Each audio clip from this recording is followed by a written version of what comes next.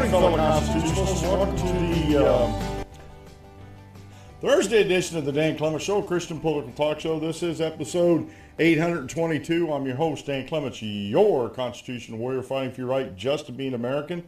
It is June 15th, in the year of our Lord 2017. Remember, we're a hyphen-free, PC-free zone. God is still in control. He does love you. And I'm broadcasting live from the Hemlock Studios here in the beautiful central Susquehanna Valley in the great Keystone State. And if you hear an echo in there, I struggled with this last night. I was recording, and everything seemed fine. I turned everything on this morning, and I get ready to broadcast, and it sounds echoey again. So, Dave, if you can let me know what the audio sounds like coming out from the YouTube, I would appreciate that. I'm trying to adjust it so it doesn't sound so bad. I do have my desktop audio turned off. I think I was getting some feedback or echoing through that. I'm not 100% sure about that. So hopefully everything's sounding better than yesterday. I do apologize to the Blog Talk Radio and to the YouTube. It was echoey the whole time, and I did not realize I was actually, like I said, I was getting some playback in my I was getting some playback for some reason in my let me turn my gain down just a little bit. Maybe I just had the gain set up and it was sounding echoey. Maybe it was just my gain. I can't believe that gain would pick up that sound that bad. So hopefully, see, that was my board. I was messing around on the board. So hopefully that took care of it. I'm hoping. But Dave, when you get a chance, if you can jump on there to the live chat room over at YouTube and just let me know what the sound sounds like. I am broadcasting live on YouTube, on my YouTube channel at danclementshow.com. I'm also broadcasting live, as I do every day, over Blog Talk Radio /Dan-Clements. And that's where the audio part of this and the podcast part of this show is broadcast live 5 days a week, noon to 1. I will have, I'm working on some videos it seems like something always puts me behind every week, and it is, like I said, this is a one-man show here. I'm not complaining. It keeps me busy and off the streets, but it just seems like something always comes up where I have to take care of that so I can broadcast next day. It puts me behind on other things. I will, today, I will have the show notes page caught up. I will have my Patreon page caught up, and I'll finish editing a couple videos. I have a introduction video for YouTube and Patreon. And I use the same, I sort of made them generic, so I'll probably use the same one for VidMe. And I encourage you guys to go over and check out VidMe. And all you got to do down at the bottom of the show notes page is a link to VidMe on every show notes page. You just go over there and check out my videos over there. I am limited in how much bandwidth I can upload every week because I'm not I can't remember what the term they use for their subscribers and that, but I'm not totally, I don't have enough videos out there and enough followers to get some unlimited bandwidth on there as far as how the length of my video is still restricted, but how many videos I can put on there. So I am spreading out a little bit. I don't want to get too thin, and this is something I caution people about. I know folks out there are on so many social media network platforms that a guy like me could never keep up with that. I'd have to hire at least one person, if not two, if we went on other social media platforms. And as it is, when we get the ball rolling with employees here at the danclementshow.com, we are going to have somebody that'll take over the show account. I have a personal Twitter account that I've sort of been using for the show. But once we get a full-time staff here, I'm going to make an account just for the show and have my personal, I don't know what I'll do with my personal Twitter feed. It'll probably go dormant for a while, maybe, I don't know. But that's all in the future. I titled the show today, Have We Become Rome? Folks, it is surreal out there. It really is. I was just digging through some articles, and we're going to talk a lot about voting today and the corruption of voter fraud. And I was in I told you yesterday I was talking to a young lady on Twitter who doesn't see any voter fraud going on whatsoever, and I can't prove it. But I kept putting up article that had data from courtrooms and the Attorney General of the state, who actually is the one that prosecutes the voter frauds, and his assistant, AGs in the state, actually prosecute the voter frauds. And it's unreal, the information, if you really want to look, that you can find about actual voter fraud. And the biggest one that I don't even have in here, and you can go Google this yourself, is Acorn. Remember back before the 2012 election, Acorn was out there, and they were just filling out these voter registration cards with fictitious names on them and address and everything, and turning those in. Folks, believe it or not, that's a felony, and that's voter fraud. And I tried to tell this young lady, even if there's only one instance of voter fraud in America and they get away with it, you are disenfranchising at least one other legal voter here in the United States, and that's one too many. And she was totally against the voter IDs, thought they were discriminatory, and I tried to explain to her, you're not using the word discriminatory correctly because the voter ID laws apply to all without race, gender, whatever. They apply to everybody. And the argument is, and we'll get into this a little bit today, the argument is it disenfranchises the poor.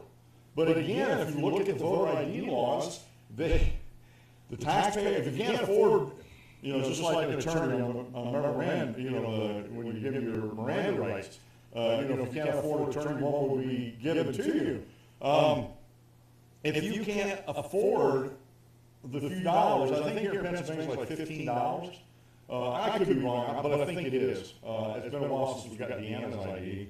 And I'm like, if you can't afford that, I can help a couple of people, but the state is putting in the funds that the state will pick up the tab. So you got the cost out of the way.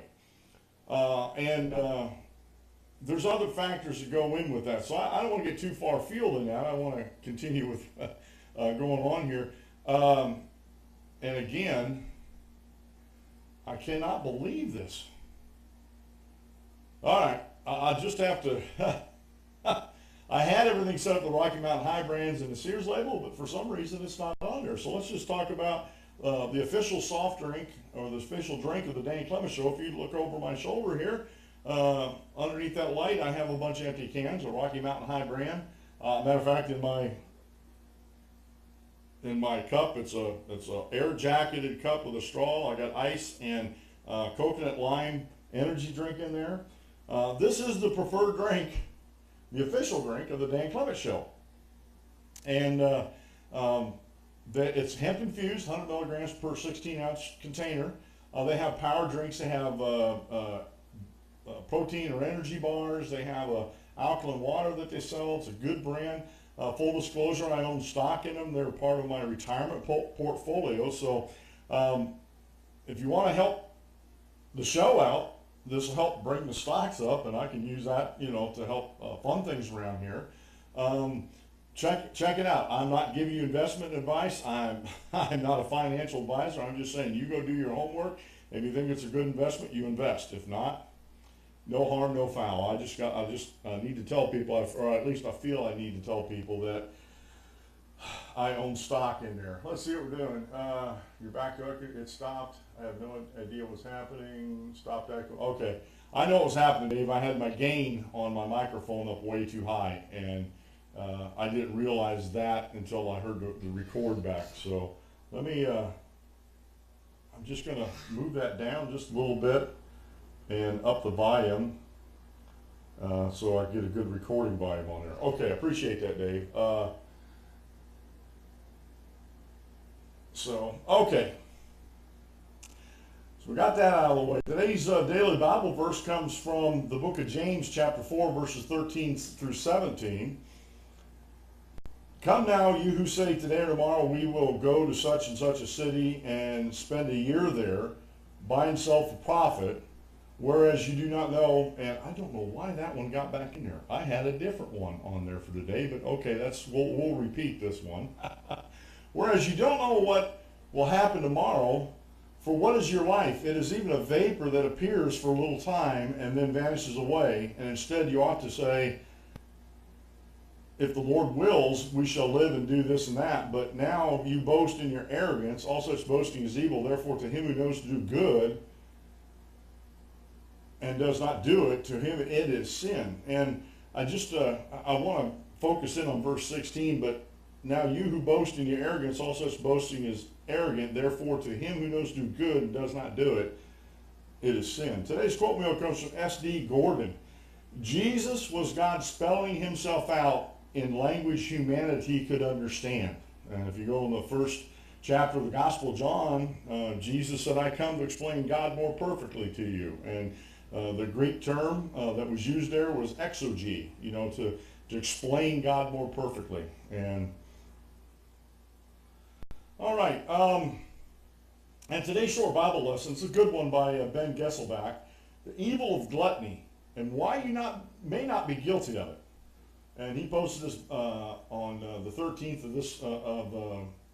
of July back in 2016. And I was reading through that, and I'm a big guy. I am right at 100 pounds overweight, over what I used to be when I felt the best. And, a lot of people might think that was gluttony, and I'm not an overeater. Let me take that back. On certain items I could eat, I can't anymore. I used to sit down and eat a whole pizza by myself. I'm talking about a large pizza because it was just so good. I could eat mounds of spaghetti, which I don't anymore because it bothers me too much. But for the most part, I eat healthy, and it was just the type of foods I was eating that was causing me to be fat, especially the high carbohydrate and sugary foods that your body needs some, but doesn't need in the amounts that we Americans eat today. So. All right, we're going to talk about voting, but I need to get this out of the way because this bothers me. This bothers me. All the political commentary that is being spouted by folks on the left. And I was doing some research on the shooter and stuff like that, and I come across this article that was actually posted. Let me see here on June 14th, and I have a link up here in the show notes page. Those Republicans deserve to get shot. This was posted yesterday on the Federalist paper, Federalist.com. And it's a conservative news group. And I get pushback from folks like the young lady in Kansas that I was talking to on Twitter that, well, they're a right-wing conservative. You can't trust them. And I said, please give me an example where they reported something that was wrong. And she never got back with me on that, and most of them don't. Most of them that I get discussions with that don't like common sense things like voter ID or just ID, and again, I didn't even get into the issue, and I should have, because of what happened to the congressman at the softball game, the shooting and everything like that. I said, you need a photo ID to get a firearm. I won't wave it around, Dave. But I have my 9mm, and I showed a photo ID to prove, they held it up here to see if I was right on there. I had to fill everything out, do a background check, and, I was the proud owner of a Canik 9mm, TPS 90. I had to show an ID for that. But for some reason, when it comes to voting, the anti-freedom crowds out there do not want to make sure that whoever's voting is the person that's voting, and they're legal to vote. They're registered, and they've got all their ducks in a row to actually vote. And they care enough about getting their ducks in a row that they can vote. Now, there's some things that I think we need to do, and we'll talk about a little bit here during the show if I get to it, about some national databases where they can be checked, where the voter rolls can be checked. If I move to another state, because when I moved here and registered, they asked me if I was registered in another state, and I said I was in Ohio, but before I did this, before I left Ohio, I put a thing into the post office and said I was having to change address, and I already had the address out here I was going to forward it to. It was a P.O. box. So I was going to forward it to, and then re-forward off after I had everything settled down here. And I did, because they were right close to each other, I did go down and tell them that I'm moving out of the state at the Board of Elections in Ironton, Ohio. And I told them I'm moving out of state. And so they, as far as I know, they took me off the voter roll. She took my information down, and I was supposed to be taken off the voter roll. I think, just like a national background check, I don't see any problem having a national database that you can tap into, that when you move out of state, or you even move to a new precinct. I know some people around here that have claimed, now I don't have any evidence of it, that have claimed that they've moved, but went back to their old precinct and voted because it was easier for them, even though they weren't in that precinct anymore. It was easier for them to vote there, and that's not legal either. Now, some will argue, well, there's no harm done, they're still a registered voter. But, you know, are we going to follow the law, or are we just going to be like the Wild West, which really wasn't as wild as everybody thinks it was? Are we just going to be like the Wild West and just do whatever we want? Well, it's no harm. Again, one case of voter fraud is disenfranchising one voter, one legal actual voter that's allowed to vote where he or she lives, and in the precinct that they live, where they're allowed to vote. So what do you do about that disenfranchisement? Now the anti-freedom crowd out there wants us to believe that all these people, in this case, the more I'm looking into this case down in Texas and Houston, and these folks in this Senate bill for the ID law was passed, the more I look into it, the more it looks like it was cherry-picked of where these people were. And my thing is, and here's a perfect example. We just had Puerto Rico voted for statehood. 97% of the people who voted for statehood, voted for statehood. But only 23% of registered voters voted. Now, the anti-freedom crowd out there will tell you, well, that just means these people out there that didn't vote, that means they didn't want statehood. Well, how do you quantify that? I could easily say that the other, 76 or 77% that didn't vote wanted statehood. And there's no way to know either way. They didn't vote. In my opinion, if they didn't go vote, if the other 77% of the population who was registered to vote didn't vote, they didn't care enough about it to begin with. And I don't care what you put on. I'm not saying that they were lazy, but they could have been lazy, forgetful, or engaged otherwise, and couldn't take out time in their day to go and vote. So as far as I'm concerned, if they didn't vote, shut up. You can't say either way if they wanted it or not. But we're living in a era now where we have the lamestream media, and we have the anti-freedom groups out there that keep throwing things up against the wall and see what sticks. We talked about this yesterday on the show. And it still amazes me how many people out there are still looking to the New York Times. I'm going to pick on two of them, are my major bones of contention as far as newspapers. The New York Times and the Washington Post have no credibility in my mind. None whatsoever. They've wasted it all on fabricated and fake news. This whole Russia thing was fabricated and faked. And to be wasting man hours in Congress on that, it does have a benefit. At least they're not legislating and trying to control our lives doing this, but it's still a waste of man hours to try to track down an empty rabbit hole. But people are still going to them for their stories. But I have this amazed me, and I couldn't. I was going to just bring up the article in a Word document, but there's a lot of photos in this that I'd have to go back through and save them and then add them to the Word document. I'm going to try to do that this afternoon. But I have up on my observation computer up here, I have the Federalist open up, and it's talking about this was posted yesterday in Politics over at the Federalist. Progressive media personalities agree those Republicans deserve to get shot. And I've been going through this all day yesterday, looking at different articles and different tweets and stuff like that. And it just astounds me. It astounds me how these anti-freedom progressives out there thinks that this DC shooter, and like I said, I'm still looking into his background, and people are bringing this information out that they can make statements like this. They deserve to get shot. Are you kidding me? Are we wrong now when we're going to start assassinating our elected officials? Where, and folks, Shakespeare in the Park did a play. And there's no doubt in my mind, I was watching some video on it, no doubt in my mind they were portraying President Trump being stabbed. And people applauded that. Matter of fact, that troupe gets taxpayer dollars for performing out there. It's unbelievable what's happening out there, and it's no wonder. I thank God that Mr.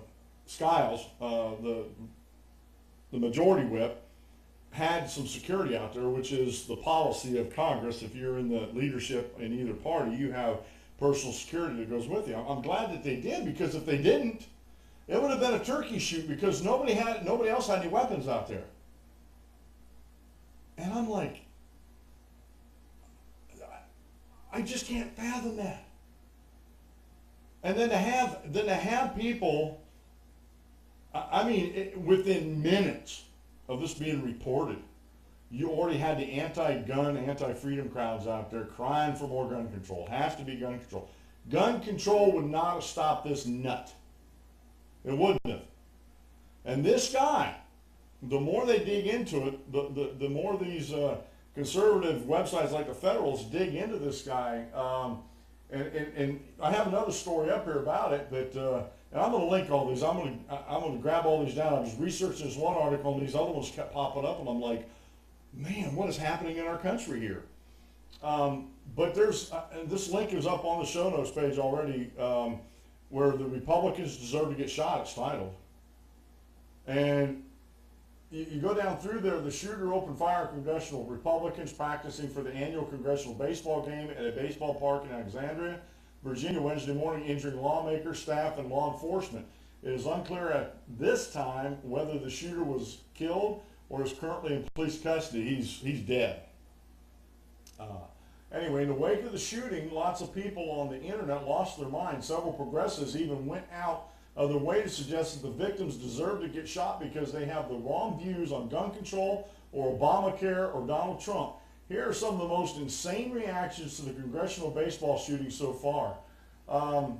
This guy writes for the Huffington Post. He previously published an article saying that Trump opponents were morally justified in wanting to commit. Trump opponents were morally justified in wanting to commit violence against him. Now, before we go on and read some of the stuff in here, folks, you got to remember that a lot of these anti-freedom, these progressives out there, like in Huffington Post, which if you don't know, they're actually talking about turning that into like a tabloid type publication on the internet. Folks, they don't have to work very hard to turn the HuffPost into a tabloid. I mean, they're already there. But their morality, where do they get their morality that it's morally justified in wanting to commit violence against him? You know, against Trump and against Republicans and against anybody that supports anything about him. Again, I'm a member of the Constitution Party. I voted for Darrell Castle for president. I voted for Lou Barletta, Tom Toomey, Mr. Toomey for Senate, because I didn't have anybody running in the Constitution Party for either one of those. And yet, there's times I agree with Trump and there's times I don't agree with Trump. But do I deserve any violence against me because I might agree with him on one thing but don't agree with? It's insane.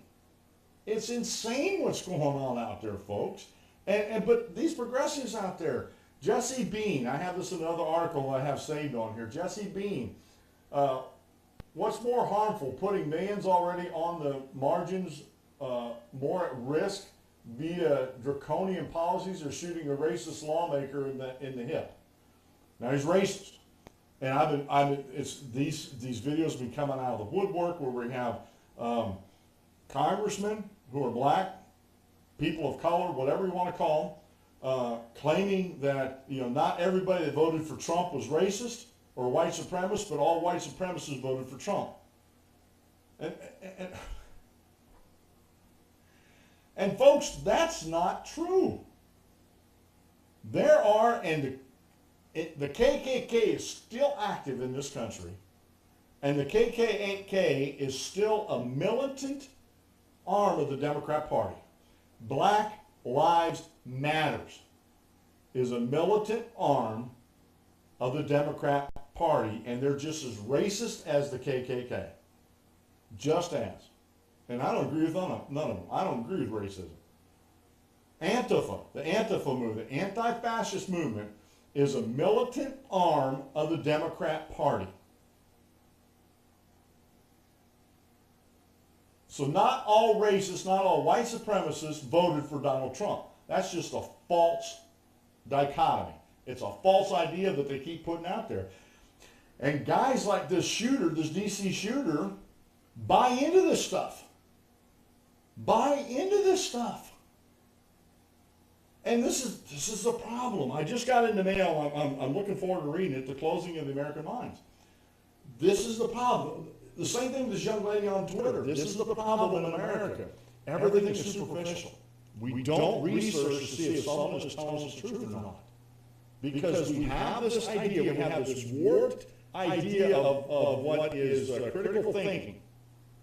And they have it totally backwards in America today. Critical thinking used to be, we would look and research things and try to sift out and see what the facts were and what the fallacies were, what the truths are, what the lies are, and using some reason and common sense and logic, come to a conclusion about a subject. That's what critical thinking used to be in America. Today, because of the humanists, let me go back to this moral, this is morally justified. This is an ethical humanist standpoint. And this type of critical thinking that they're practicing today is backwards. And this is because of the morals of the ethical humanists. The ends justify the means. That's part of their morality. That's part of their morality. And my most ardent Facebook antagonist, she's a member of the Ethical Humanist Society here in Sunbury.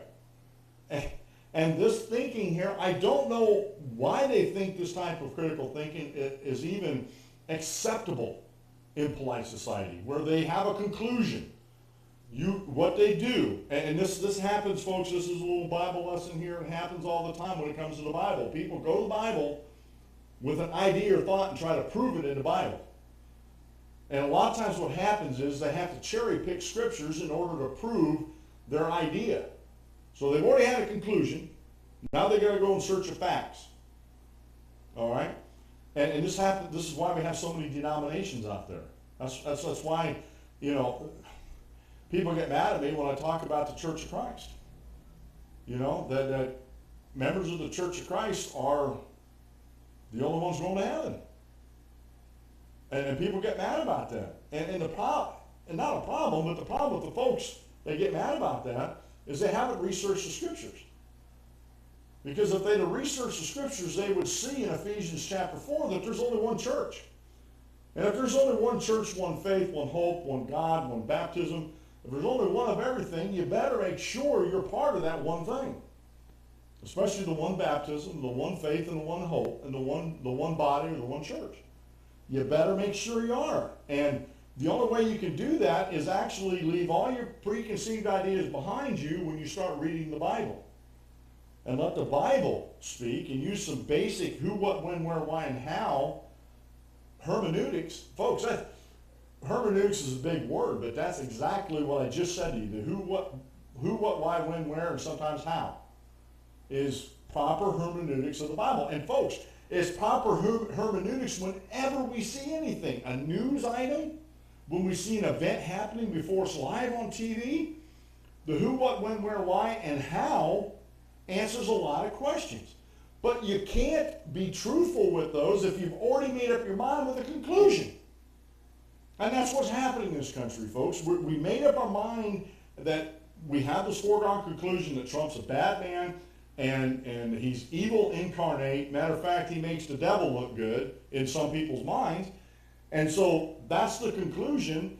And no matter what facts you bring out to them, folks, to anybody, like this young lady in Kansas about voter ID, no matter whatever facts you bring out to them, she kept saying, well, what facts you bring out? You haven't brought any facts out. And I kept giving link after link of actual arrest records. True the Vote. I have a link to Vote Riders and True the Vote in the show notes page today. True the Vote actually went through the national, and they sort of created a national database. And I don't know if they're going to keep up with it or what, but it has a lot of cases, and I actually went and Googled the cases, and there are actual cases on there of tried and convicted voter fraud. And there's 202 pages on this website and the way my web page was showing it was 10 at a time. So you got over 2,000 instances between, I think, 2013 and 2015 of prosecuted voter fraud. And that's only the cases they prosecuted. That's only the folks that went after. So you have guys like this Jess Bean from HuffPo that talks about, the morality. It's morally justified. That's because ethical humanists do not look at humans as God's creation. And they look at us as something else. And their morality is the ends justify the means. And folks, the ends never, ever justify the means. Never. The means always have to justify the end. Always have to justify the end. The main beef with Wednesday's shootings is that it was poorly organized. This was another thing that they were putting up there for violent resistance to work. This is just being again. It needs to be organized. Individual acts can be understandable, but likely counterproductive and ineffective. So this just means says if we're going to have violence against anybody, especially the Republicans, because it's morally justified, that it needs to be coordinated or it's going to be ineffective. So this Just Bean is actually, in his words, he's actually calling for the assassination of congressmen and women. I'm speechless. I'm speechless. If this happened to this degree under the Obama administration, and I don't think it did. Because I was pretty much politically aware through the whole Obama administration. Maybe I'm wrong. If I'm wrong, email me at danc@constitutionalword.com. But if this would have happened during the Obama administration, you can bet your bottom dollar that either Eric Holder or Loretta Lynch would have been knocking on your door. But would have been absolutely knocking on your door. And that's just the tip of the iceberg. This whole article goes on and on and on. Malcolm Harris quipped that it might be self-defense because Republicans have opposed Obamacare. Because somebody out there, and I'll pick on myself because I know me, because I don't want Obamacare, I want to be able to opt out of these garbage, unconstitutional programs and just be left alone, and I want the free market to take care of these things for me, I'm somehow the bad guy. That freedom and liberty somehow doesn't matter when it comes to our health care. Freedom and liberty doesn't matter a lot to these folks because they're anti-freedom. They want big government. They want control. Media personality Tariq Nasheed implied that Scalise deserved to be shot. Again. So Representative Steve Scalise, who once spoke at a white supremacist event sponsored by David Duke, was shot today in Alexandria. Still doesn't deserve to get shot. Did all those Democrats way back when in the great KKK, 1924? I can't remember exactly what they called it.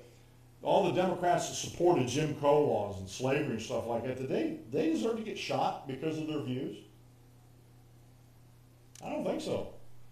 That's not how civil society works. And this is something that really gets me mad, that these anti-freedom groups out there say that everything that we're opposed to should be included in civil society.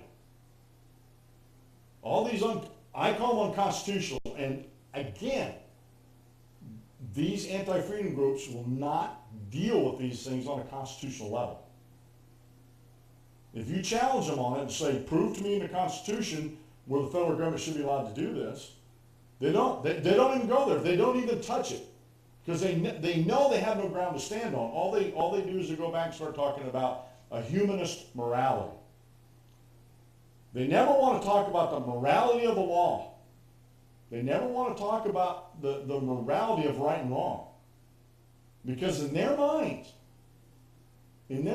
the ends justify the means. And when the ends justify the means, there is no right or wrong.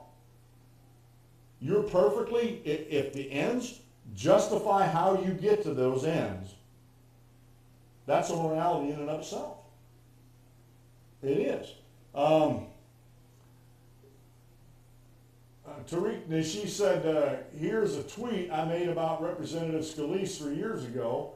So white supremacist organization supporter Steve Scalise has found black support Maya Love.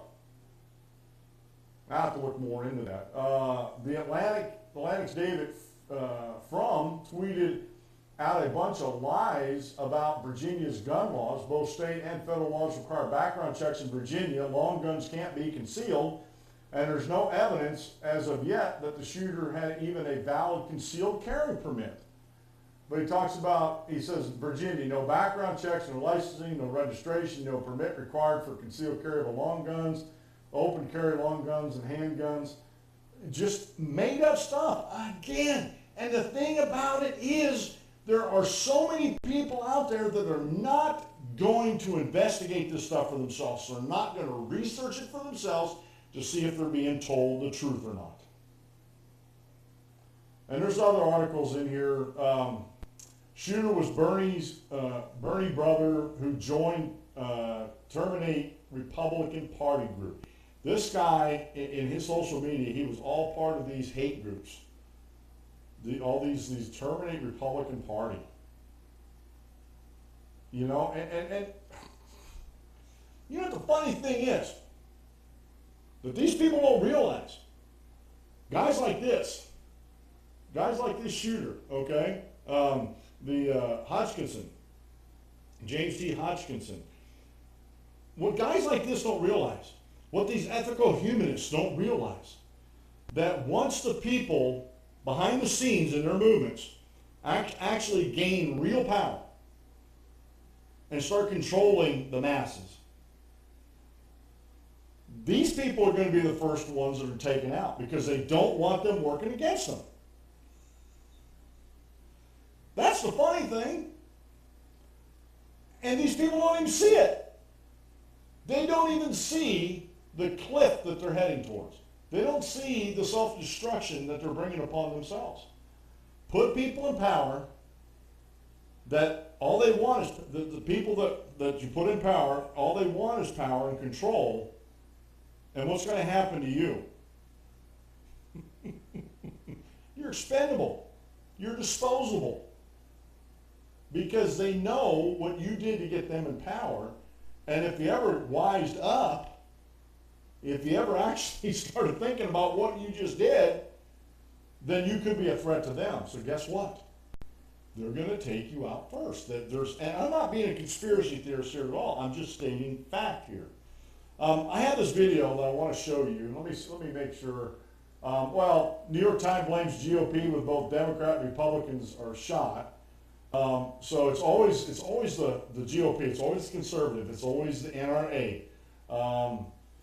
Democrats need to take responsibility for the assassination porn that they're putting out. Kathy Gifford, Shakespeare in the Park, these other plays. All right. All the stuff that's going on social media that is wrong, not researched, it's false, it's fabricated, it's designed to invoke emotions. And we talked about this a couple of weeks ago about going around and governing by emotions. Is exactly what Indivisible groups is doing, Common Cause is doing, Let America Vote doing. Almost all of the open society groups George Soros is funding relies on people's emotions. The raw emotions to get things done. That's called a democracy, called a mob rule. That's why they keep talking about wanting democracy, because they know that they can rule better on democracy. And folks, can I let you in on a little secret? Parliamentary governments who do not have a controlling constitution are a mob who rule democracy. But they don't call it that. Just a little secret there. Just make sure no one's listening in on that. I don't want that secret to get out too much. Let's watch this video. Sometimes, folks, I just have too much fun on here sometimes. And folks, this isn't even hard stuff to figure out. It really isn't. Dave has some comments up here I think are prudent for us to share. He said, if the majority of Americans truly believe in the unconstitutional things the government is being asked to do, such as healthcare, education, etc., it would be easy to get the votes necessary to change the Constitution and make the process legal for once. And he's absolutely right. If you want the federal government to govern anything, you have to grant it an enumerated power. You have to amend the Constitution. And the Department of Education, healthcare, all that kind of stuff, none of that is constitutional. No matter what Justice Roberts says, he was wrong in that. There's not an enumerated power in that, and the General Welfare Clause in the Constitution is not an enumerated power. Period. Oh. All right, let me set this up. Dana Loesch of The Blaze, she was on Fox News, and she was talking, we'll get into who she was actually. Let me get back over here real quick. Get the article up here. I should do that before I do anything else. All right. Dana Loesch entered a debate with gun control advocate Mark Glaze on Fox News in the wake of the horrible attack on Republican members of Congress in Virginia. The debate aired Thursday on Martha McCollum's while she moderated. So this is the video clip of that exchange.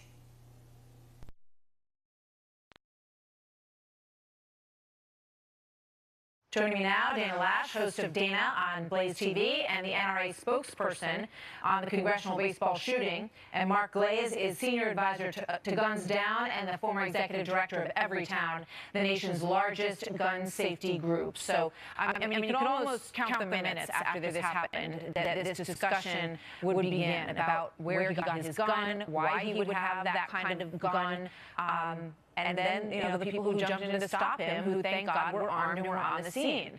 As you watch Terry McAuliffe, Dana, what do you think? Well, it's first and foremost, obviously, our prayers are with the Congressman Scalise and those individuals who were wounded in this attempted political assassination. And bravo to the Capitol Hill Police who, you know, as you heard other congressional members say, if Representative Scalise had not been on that field with those two officers who are afforded to him as a perk of being a member of leadership there in the Republican Party in the House, they would have been sitting ducks. All they would have had were their gloves and their baseball bats with which to defend themselves, which seems, it's amazing to me. This isn't a gun issue.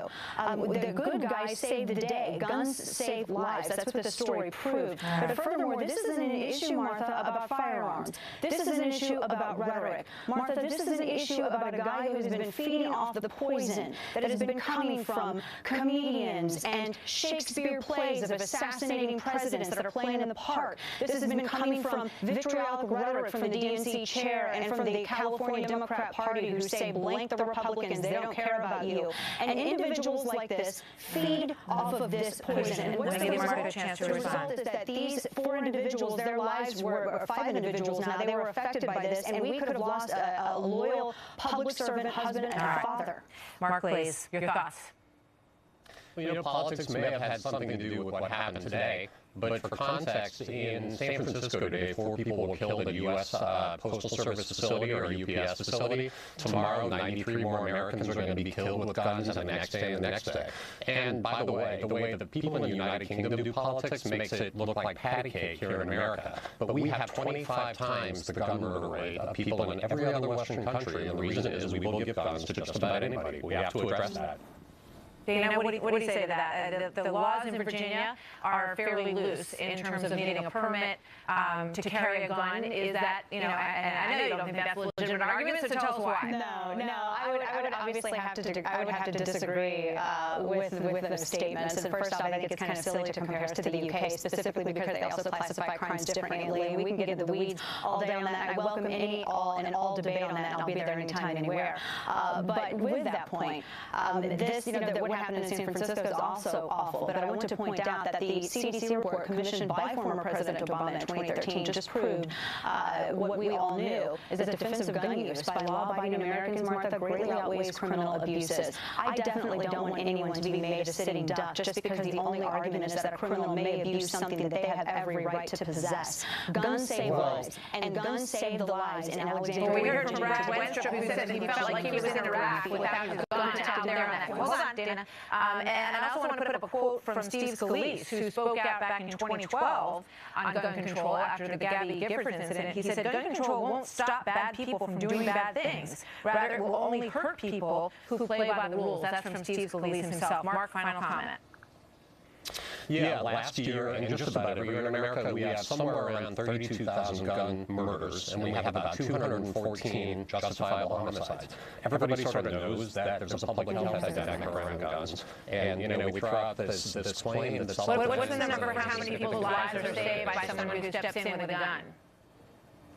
Well, we don't know. Part of the reason is the NRA won't let us do the research. That's a lie. That's an absolute lie. Go ahead, Dana, really quick. Commissioned in 2013 proved it was anywhere from 2.1, actually 500,000 to 2.3 million instances annually. So don't lie and say that the NRA stood in the way of that. It disrupts your narrative, and you refuse to acknowledge it. And at the same time, you had the audacity to claim that you're for gun safety. Well, we just spoke to a congressman who was there today who believes that at least 15 lives were saved by the guns that were held by the Capitol Police and the skill that they had to use them. So we've got to leave it there. Thank you very much. Thank you, Martha.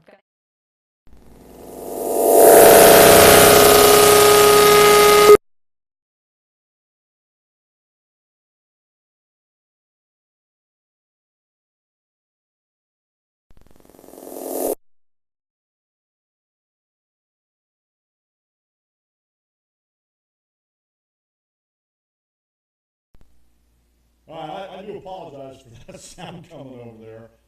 Wow. I guess I had my volume up too high on the audio, and it was doing some major feedback in there on my... All right, here we go. Let's get this cranked back up here again. All right. Now, you heard Dana talking about there, and you heard whenever you hear gun safety, think gun control. Because the NRA does a really good job of teaching gun safety. Not only gun control, when I hear gun control, I'm talking about using 2 hands and making sure you're sure of your target. That's gun control to me. But whenever you hear these other groups talk about gun safety and gun control, they're talking about trying to take away your Second Amendment rights.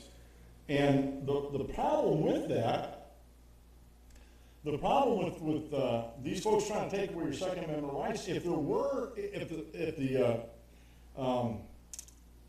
the Hill Police Force, okay, the DC Police Force that was with them that day, if they hadn't been there, it would have been a turkey shoot. This guy would probably have killed and injured a lot more people who happened to be Republicans practicing on the field at the time.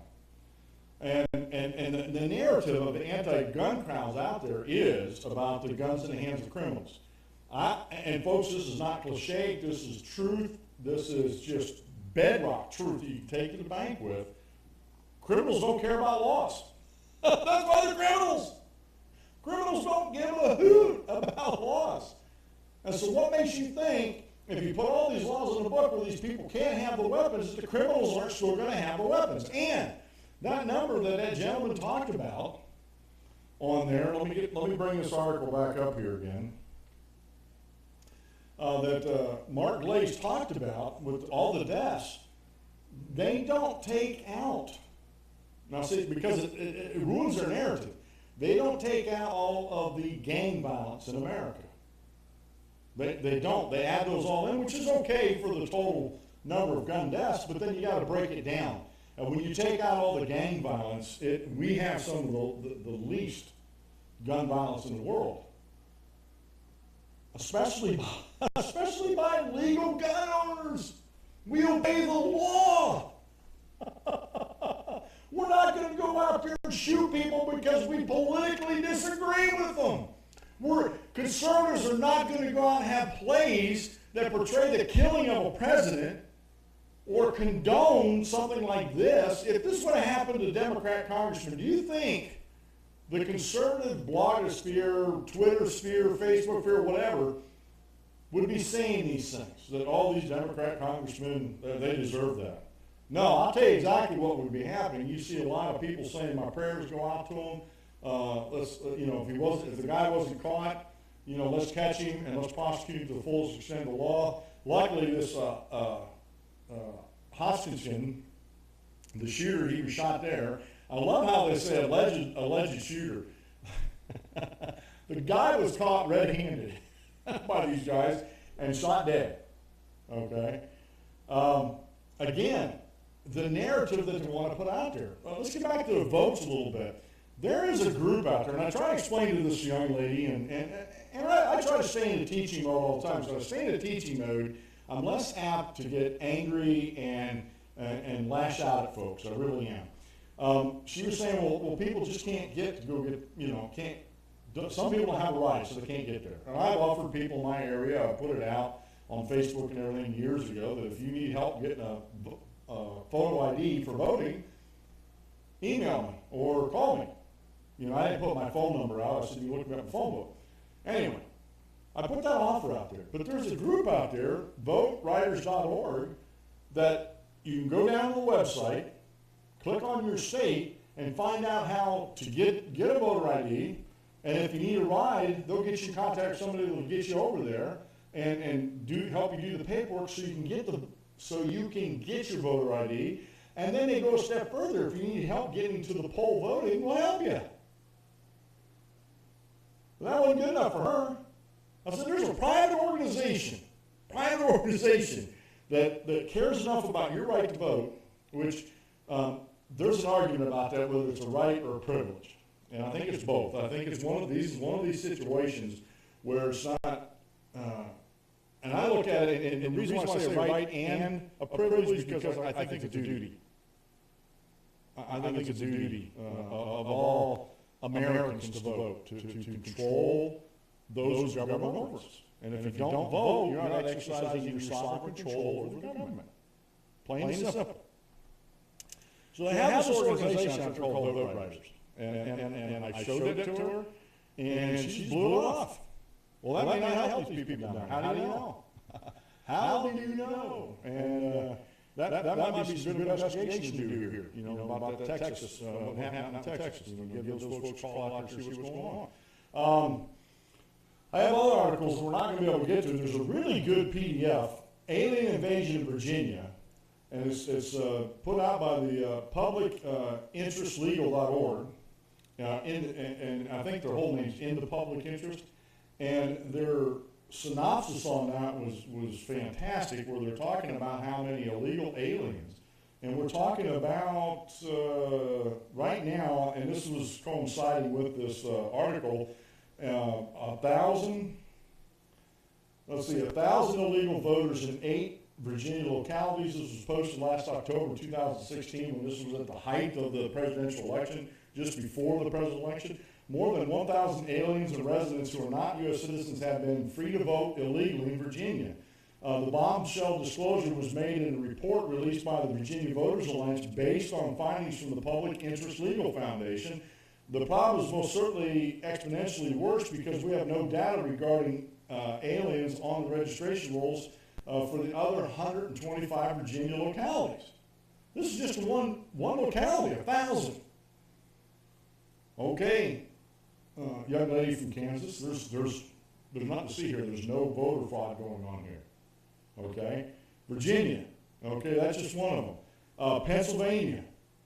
State police. This was something that went back November of last year. State police staged voter fraud sting. And it goes on talking about Pennsylvania State Police have raided 2 offices of a voter registration group just as the election approaches in what could be a crucial state. Police raided the Philadelphia office of Fieldworks LLC on Thursday after raiding another office in Delaware County, Pennsylvania, just days earlier. With what bothers election watchdogs is that in many cases observed in the past elections in Cleveland, both the real person and the phony voter both voted. And one of the things they do when it goes on down through the article that they did was they would change the spelling of the name a little bit of the real voter, and it went through and was registered. Well, falsify a registry to vote is a felony, and it's fraud.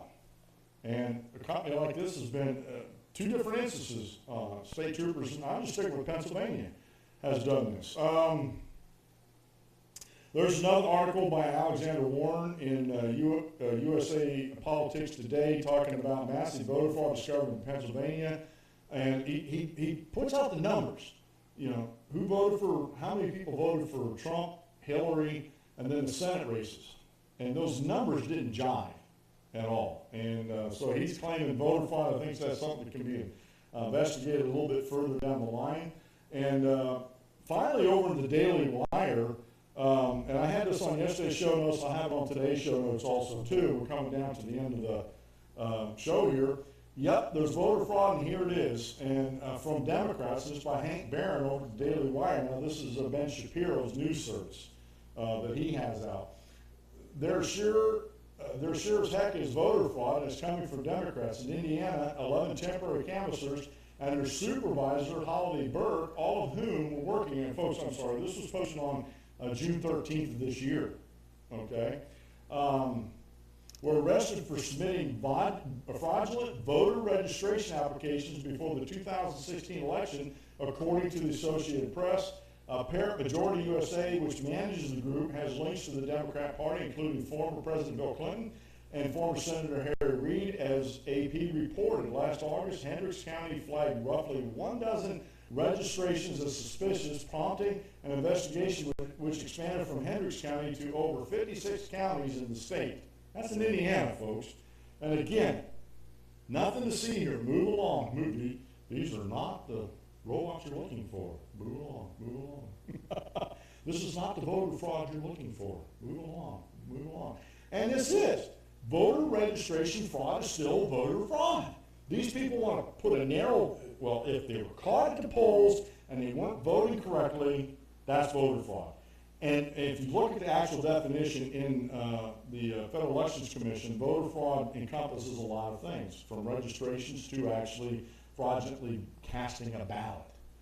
And so yes, Virginia, there is voter fraud in America.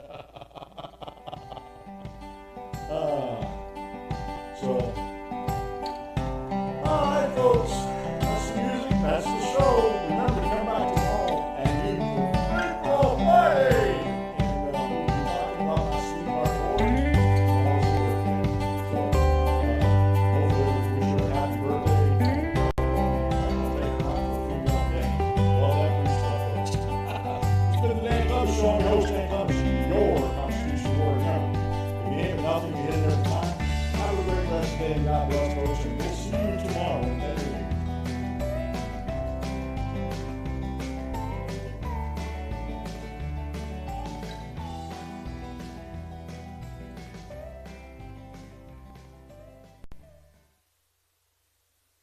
Thank you for using Blog Talk Radio. Goodbye.